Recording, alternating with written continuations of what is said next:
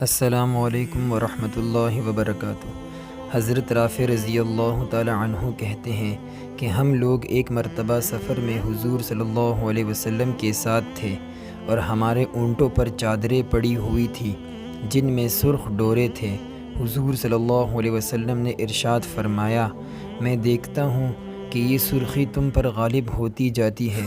حضور صلی اللہ علیہ وسلم کا یہ ارشاد فرمانا تھا کہ ہم لوگ ایک دم ایسے گھبرا کے اٹھے کہ ہمارے بھاگنے سے اونٹ بھی ادھر ادھر بھاگنے لگے اور ہم نے فوراً سب چادریں اونٹوں سے اتار لی۔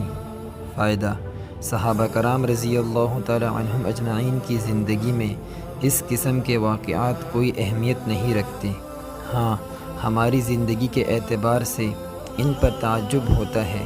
ان حضرات کی زندگی ایسے ہی تھی۔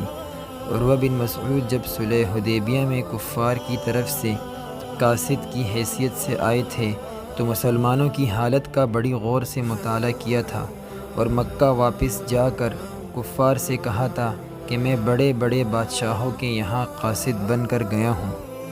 فارس، روم اور حبشہ کے بادشاہوں سے ملا ہوں۔ میں نے کسی بادشاہ کے یہاں یہ بات نہیں دیکھی کہ اس کے درباری اس کی اس قدر تعظیم کرتے ہو جتنی محمد صلی اللہ علیہ وسلم کی جماعت ان کی تعظیم کرتی ہے۔ کبھی ان کا بلغم زمین پر گرنے نہیں دیتی، وہ کسی نہ کسی کے ہاتھ پر پڑتا ہے اور وہ اس کو منہ اور بدن پر مل لیتا ہے۔ جب وہ کوئی حکم کرتے ہیں تو ہر شخص دوڑتا ہے کہ تعمیل کرے۔ جب وہ وضو کرتے ہیں تو اس کا پانی بدن پر ملنے اور لینے کے واسطے ایسے دوڑتے ہیں گویا آپس میں جنگ و جدل ہو جائے گا، اور جب وہ بات کرتے ہیں تو سب چپ ہو جاتے ہیں۔ کوئی شخص ان کی طرف عظمت کی وجہ سے نگاہ اٹھا کر نہیں دیکھ سکتا۔ اللہ ہم سب کو عمل کرنے کی توفیق عطا فرمائے۔